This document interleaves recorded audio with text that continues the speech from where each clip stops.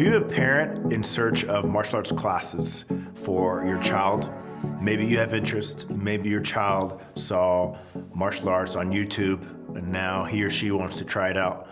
You started your search and you're starting to feel a little overwhelmed. Don't worry, I'm here to help. I started my martial arts studio 17 years ago. I've been in martial arts personally since the age of 4. I have 10-year-old twins. My daughter's been in martial arts since she was 3. So I've lived it, and hopefully I can give you an honest, unbiased perspective from a parent on the best route to take. And before we get into it, make sure you check out the downloadable Parent's Guide that is a checklist that you can use when trying to find the perfect martial arts studio for your child. It is much more in-depth than this video, so make sure you download that and use it as your guide. The first important question that you should ask yourself is, why? Why do you want your child to participate in martial arts? Usually this can be narrowed down to 3 different responses. First is fun, activity, or recreation. You just want your child to do something fun that is positive and safe. The second is self-defense. You want your child to be equipped with skills to protect their safety if they have to. And number 3 is going to be character development. This also can include behavior modification. So if they're struggling with focus, self-control, confidence, then you want to see improvement in that area. And of course, you can want all 3 of those things, but I urge you to narrow it down to one that is most important to you. The next question you should ask yourself is, what specific martial art do I want my child to enroll in? And you might not even know the differences in martial arts, but I'm gonna cover the most popular that are available for children today. And before we get into that, I just want you to understand that martial arts can be broken into 2 categories in general. First is going to be stand-up, which basically means the martial art is going to be practiced and performed from a standing up position. And then second is going to be ground. So a ground martial art is when they're practiced on the ground. Let's start with the stand-up styles. The most popular stand-up styles that are available for children today are karate and taekwondo. The main difference between karate and taekwondo, first, karate is from Japan, taekwondo is from Korea.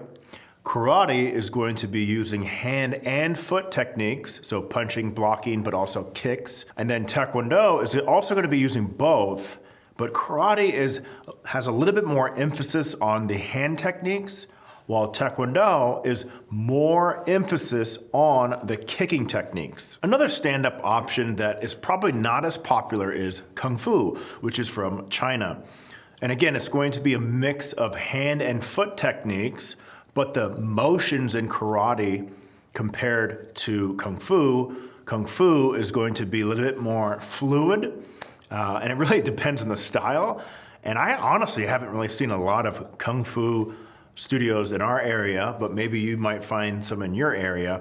But all 3 are actually going to be considered traditional martial arts, which means there's a rich history and background behind each individual martial art, karate, taekwondo, and kung fu, and it really has a lot of culture behind it. Another stand-up martial arts style that you might have heard of is Krav Maga. This is more geared towards the adult population. It's a martial art that was developed by the Israeli military, and it really is about self-defense. And we're talking about eye gouging, picking up things and smashing people over the head with it. It really comes down to whatever you have to do it so you can protect yourself. Now, I think it's great for maybe the military, but for children, it can be a little brutal and aggressive. So just use your best judgment when you're coming across Krav Maga studios for your children. And another stand-up option is going to be MMA. Now, MMA is not its own martial art. Just like the acronym stands for, it's mixed martial arts, so it's a mix of different martial arts together. Now, this is definitely not going to be considered a traditional martial art, but it is really going to be effective for self-defense, fighting. So we've all seen the UFC, the Ultimate Fighting Championship, which means they go in a cage and they just fight each other. Usually MMA is going to be a mix of Muay Thai, Jiu-Jitsu, maybe wrestling, boxing, kickboxing. So really any martial art that is effective with fighting and beating another person in the ring. And speaking of Muay Thai, which is a stand-up martial art that originated in Thailand, it is a mix of punching, elbow strikes, knee strikes, kicking with your shin, and it really focuses on the self-defense aspect with their students. Very effective, especially when it's one-on-one in a cage maybe, but it depends on the studio on if it's really traditional or not. Because with Muay Thai, you could be focusing on the fighting aspect, but I think, and correct me if I'm wrong here, that Muay Thai also could be considered traditional because they might have some what we call forms or patterns. Muay Thai is not as popular for kids, but is becoming very popular for adults. Let's get into the ground martial arts. So again, ground martial art is going to be practiced most of the time on the ground. The most popular that are available for children today are going to be Jiu-Jitsu, Judo, and you could consider wrestling part of that group, but I don't personally consider wrestling a martial art. It's more of a sport to me. I'll save that discussion for a different video. Jiu-Jitsu originated in Japan, but you also can come across Brazilian Jiu-Jitsu, which is a variation that was invented in Brazil by Brazilians. So Jiu-Jitsu to the naked eye looks like wrestling. You and another person is on the ground most of the time, and you are rolling around trying to, for example, what we call submit the other person. You can do that with a choke. You can do it with a joint lock.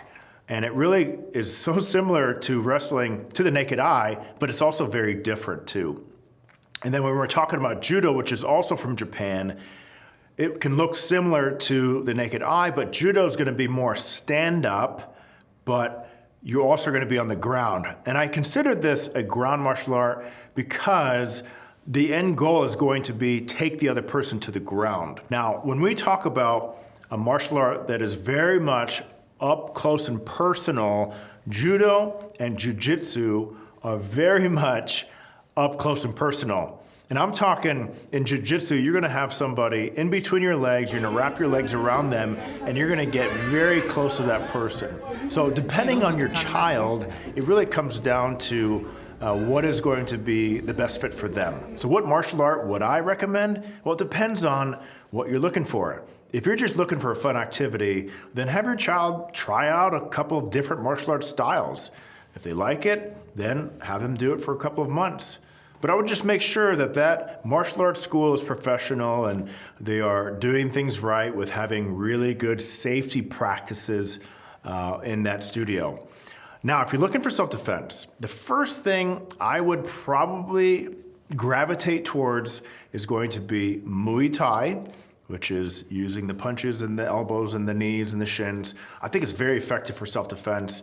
But then also, I really think that Jiu-Jitsu can be effective on a one-on-one basis. If you really are looking for the most raw version of self-defense and martial arts, it's Krav Maga. I really believe that because there's like no holds barred. It's like do whatever you have to do. But for a child, it depends on the age. I mean, it can be very aggressive. It can also be very barbaric. And I don't know if my 10-year-old daughter is going to be ready for that. MMA is another good option. It's a mix of all these different styles. It really depends on the martial arts school that you are going to enroll in because there's all these different philosophies with that. So that's my opinion on the self-defense aspect. Now, if we're talking about character development and improving the behavior of a child, I'm going to gravitate towards more of the traditional martial arts. This includes the karate, taekwondo, maybe even kung fu, but it really depends on the culture of the martial arts studio. Because you could have a traditional martial arts studio, but their culture is just not there. And what do I mean by that? Well, it's not positive, it's not youth-focused. The instructors don't really know or understand how to connect with younger people, such as children.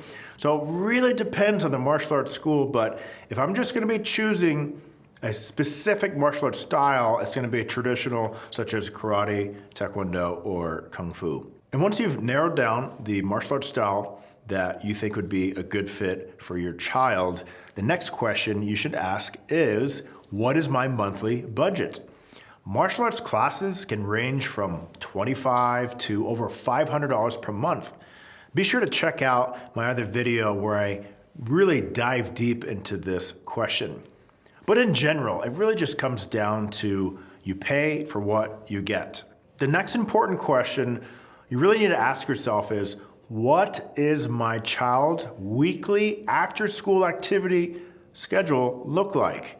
Far too often we see parents that overschedule their children in too many after-school activities, which unfortunately can lead to burnout.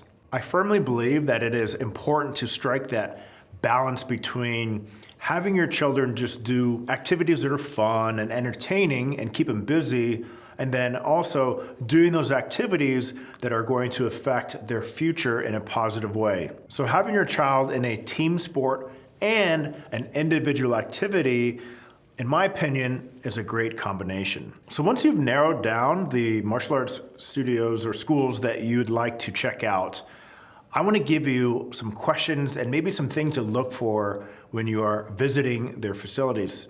And don't forget, the full list of questions and things you should look for are in a downloadable format, so just check out the description and the link provided.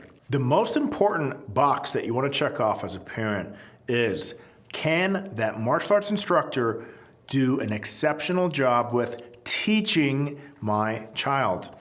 And really what this comes down to is, can that martial art instructor handle a misbehaving child?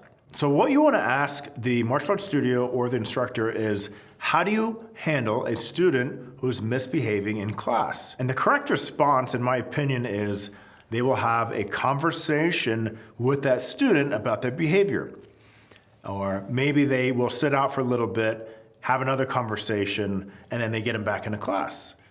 What you don't want to hear is that the instructor is going to be making them do push-ups, or they have to stand in the corner, or something else that seems very old school, and in my opinion is ineffective. This is kind of a authoritative style that I was raised on, and maybe you too, but it's just not effective anymore, and it really, there's just so many better ways to do it. And for example, how we teach our kids here is we'll have a conversation, and it really comes down to intrinsic motivation, but having that connection first between the instructor and the student. But like anything else, trust your gut on this. If they are making the students do push-ups or doing these old school things, then I would leave and move on to a different studio. And the absolute best way to make the judgment call is to watch a full martial arts class. If they don't allow anyone to watch classes at their martial arts studio, I would run for the door. That's a red flag. But as you watch that martial arts class, specifically pay attention to the instructor leading the class and how he or she is reacting to when a student is misbehaving. What you need to look for is that they are always relaxed, but still confident in leading the group, but they aren't diving into a negative emotion such as anger or getting kind of red-faced, because a true leader should always be completely relaxed no matter what the students are doing. And this in itself is the most effective way for addressing behavior in the class. Another thing you should pay attention to is, how is that instructor keeping the students engaged in the class? Now, the traditional way is the instructor is kind of almost like entertainment in the aspect of really high energy, yelling a lot, moving around a lot, and almost startling the students so then they react. Now, this can be effective, but I don't think it's the most effective. The most effective, in my opinion, and many years of doing this, is using intrinsic motivation. This is achieved when the instructor is, instead of trying to transfer their energy to the students, they are having the students get energy from within by asking questions and really just speaking to the student and challenging them mentally to give their best effort. Also, make sure you walk around the facility a little. Is it clean, clutter-free? Are the bathrooms clean? Because when a martial arts studio says they're disciplined and structured, but then the environment they're providing to their students and parents aren't, that would be a red flag to me. And don't forget to ask how often the mats or the training floor is disinfected. It should be every single day. When evaluating the quality of martial arts that is being taught in that school, ask, what standards do you follow for the martial arts that you're teaching your students? This question is very important because, unfortunately, there are schools out there that are just teaching things that they made up. You really want to find a school that is following the standards set forth by an organization that has credible experts in it, that they all collectively come together and set forth the standards. So for example, we follow the standards that are set forth by the Kukiwan, which is the international governing body for Taekwondo for the entire world for the traditional side of Taekwondo. And when you start talking fees with that martial arts studio, ask, are the fees ever going to increase? Are there any other fees that are required, such as belt testing fees? And most importantly, are they requiring you to sign a long-term contract? Unfortunately, this is so common in this industry where they will have you sign a long-term contract that is backed and enforced by a third party.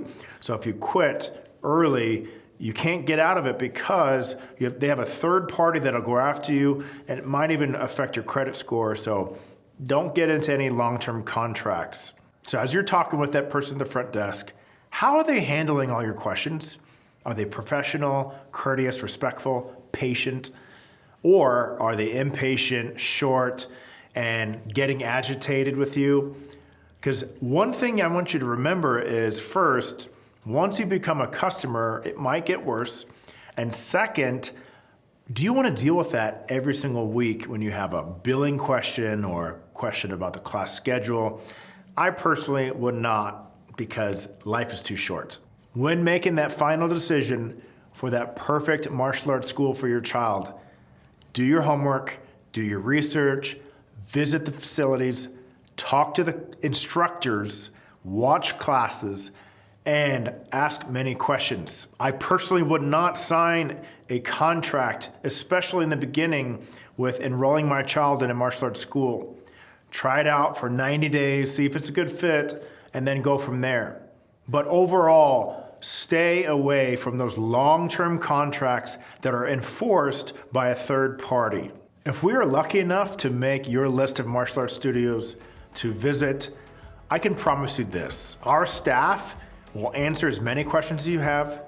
They will be courteous, respectful, and patient. They will follow up with you because they care and they really want your child to join the Como family. And ultimately, they're going to go above and beyond to make your child and your experience exceptional. Best of luck with your search, and please reach out if you have any further questions. See you at the next one.